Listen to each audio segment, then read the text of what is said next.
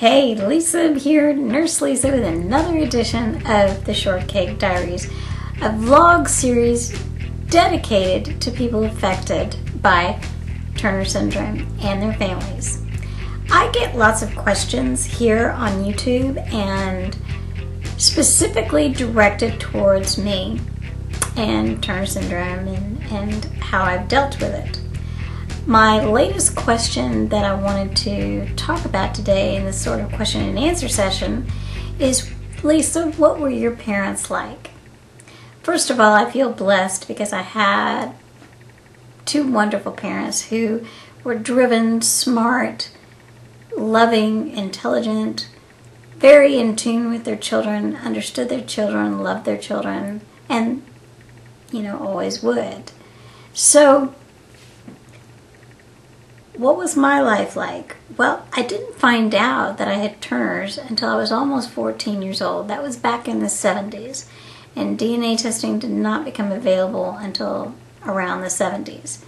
So even though people tried to kind of figure out why I was petite when I was younger, they didn't have all the tools necessary to understand what was going on with me. When they gave me the diagnosis, my parents were very supportive. My father actually told me that someday medical science will help you with, whatever you have to face in the future, things like infertility. And in all practical purposes, he was a very wise man for saying that. So that's the kind of support I had, and that's the kind of love I had, and that's the kind of support and love that you need to give your child. It's very easy to be overprotective of a daughter who is tiny and petite and usually sweet, but be real careful that you don't baby them, that you let them have those life experiences. Because let's face it, as a mother or a father, it's really hard to let go of any child and let them go on a trip somewhere or let them spend the night with another child or, or the first time that they drive or things like that. That's part of being a parent. So make sure that you don't baby your child that has Turner's too much. Help her become the adult that she's going to be expected to be. Because my parents did this for me, I've had a pretty normal life.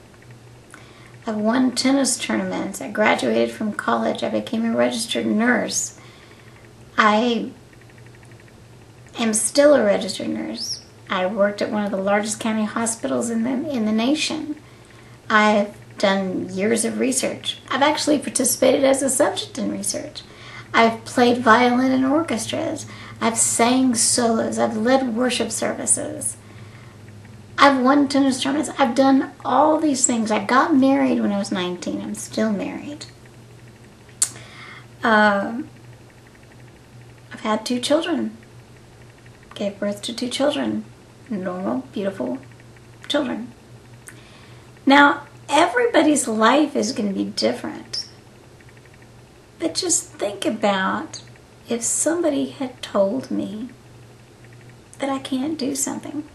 In fact, someone did tell me that I couldn't do something one time.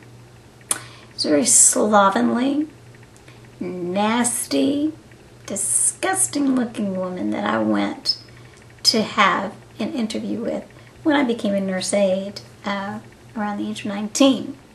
I wanted to become a nurse aide to see how I was going to do in being a registered nurse and changing my college major from music to nursing. Lo and behold, I walked into the nursing facility, which was not a very nice place anyway, and I didn't really want to work in a place like that. I would have rather have worked in a big hospital with all kinds of patients. But there I was, knocking on the door, seeing if they needed any nurse assistants. This very slovenly, unkempt woman came out and literally laughed at me and said, "You want to be a nurse?" the interview was over. I went down the highway, applied at a large hospital, got hired on the spot. It was a much better opportunity for me. I took care of all kinds of patients, got to learn all kinds of things, became friends with several nurses who encouraged me to go ahead and enter a nursing program at the best university in my state for nursing. So, you know, as a parent, your responsibilities are to be supportive, to not be too overprotective. I've been protective with my kids, so I know what that feels like, and I know how much it hurts to let your child do things away from you. But you've got to do it. Also, don't shy away from the diagnosis of Turner syndrome. When I was a child, I knew of no one who was like me. No one. Now with the age of the internet, I've gotten to meet several women that have this condition. After all, 1 in 2,500 live female births have Turner syndrome. So you're not alone. You're not alone. So you should never feel like you're alone. There are support groups. I encourage you as a parent or someone with Turner's to meet other people who have this condition. It'll give you a different perspective, and it will also help you not feel like you're so alone.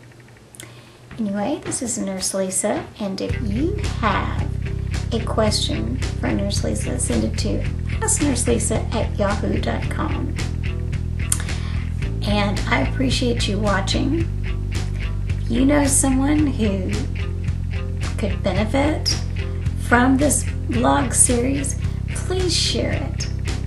I have connected everything to my documentary, and I look forward to seeing you next time here on the Shortcake Diaries.